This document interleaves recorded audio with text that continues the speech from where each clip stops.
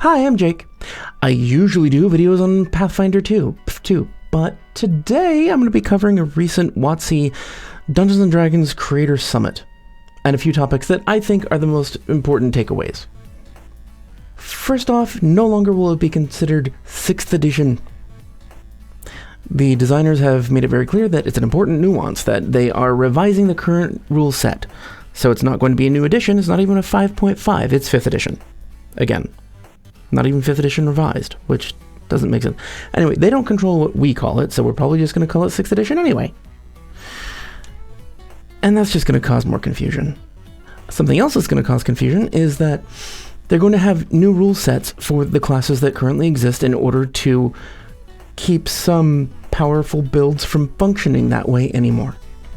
But all the rules are still going to be backwards compatible, so you can make a 2014 version of the Hexadin, or you can make a 2024 version of the Hexadin. One of them will be overpowered, one of them won't be. But you can pick. Come on, that's just lame. Make an actual errata. That's what errata does. It says, this is dumb, we don't do that anymore. Now we do this thing. It's errata. Anyway, the CR system is also getting a complete overhaul, which is great because even the developers admit that it doesn't work. Or that it's problematic, which is code for this sucks. The monsters that are 10 challenge rating and above are going to be doing more damage, which is great. There's going to be a new magical item creation system with prices for buying shit. Also awesome. Pathfinder's been doing this for years.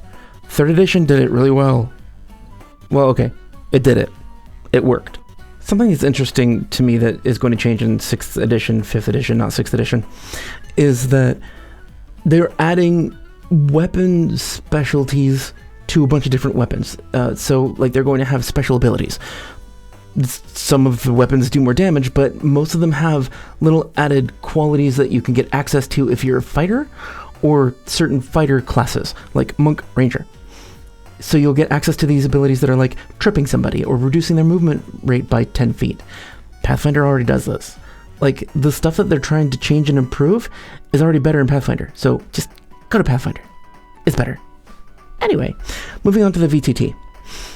So the virtual tabletop is apparently still in its extreme infancy. It is a pre-alpha version that they're debuting, and they don't even know what the final outcome is going to be. What system requirements it's going to have, what ways you'll be able to access it. They're shooting for tablets and phones and an application and consoles, but you won't be able to access it over the web, and the computers that they're using are $6,000 Alienware computers, which means that it might be cost prohibitive to be able to use their VTT, which means it won't be very useful for most people. They also want to have a marketplace for homebrewers to create and sell their content on their marketplace. They didn't say anything about what it's going to require to gain access to it. They didn't say it would be free, so it's probably not because they're a company. There were a great deal of question and answer periods, so lots of questions got asked. I'm not covering most of them. I'm covering VTTs and what 6th edition, not 6th edition is going to have. So they were asked, with VTTs like Alchemy, Roll20, etc. allowing for more than just D&D 5e play, how does Wizards feel their VTT can be competitive while only offering one game? Their answer was, we're in the interesting position where we make the game that the VTT is for, so I'll talk to Jeremy about how, say, you can add a thing before, during, or after, and I'm not looking at bringing any other RPGs into it, but who knows what the future will bring. What? Can you just go, oh, that would be so much more honest. A lot of questions got answered with a, I don't know, that took 5 minutes to say. Okay, it's an exaggeration. 30 seconds to say. Still longer than, I don't know. But it's corporate BS. They have to double talk so they don't sound like they're idiots, which makes them sound like assholes. The execs there were asked a lot of questions about the compatibility and future changes to the VTT, and the questions kept getting deflected, turned aside, or just, I don't know. The content creators instead started drilling them about OGL debacle issues and seeming hypocrisy from wizards about a huge variety of topics. It really seems like Wizard of the Coast wanted to have this summit to sell things, to tell people how awesome these things are, which weren't actually finished enough to have enough selling points to really say how awesome they were. And the content creators were brought there under the impression that they could ask questions about whatever they wanted. And since this summit was right after the OGL issues, and so it seemed like WOTC was trying to recover some credibility and save face, the content creators expected they'd be able to ask questions about the OGL, which WOTC's execs weren't ready for. So they had to run over by 2.5 hours because of all the questions asked.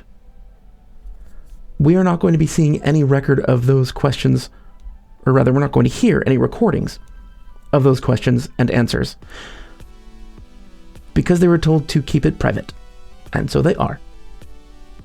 Maybe we will hear some. I doubt it because that's the general vibe and what they were told to do. Still, if you want to learn more about everything that happened there are a bunch of links in the description. Go check them out. There's an EN World article. There's a Treantmonk video, Indestructoboy. There's stuff. Go look at all of the other options if you'd like to. This is just my summary. Essentially, they're trying to make 6th edition, that's not 6th edition, seem a little bit more like Pathfinder to make it harder and more interesting to play. Cool. And they're trying to care more about sensitivity issues. And they don't want to talk about OGLs. And their VTT isn't finished yet. But they hope that it's great. So thank you for listening. If you have anything to add to it, please put it in the comments below. I'll read all of them. I know this is a one-off video. I tend to do these though because I want people to have an overall well-balanced impression of things that happen that could affect them in the RPG scene. But otherwise, I'm going back to Pathfinder. So if you want to hear more about Pathfinder, join me in those videos. Until next time, thank you for coming to my TED Talk.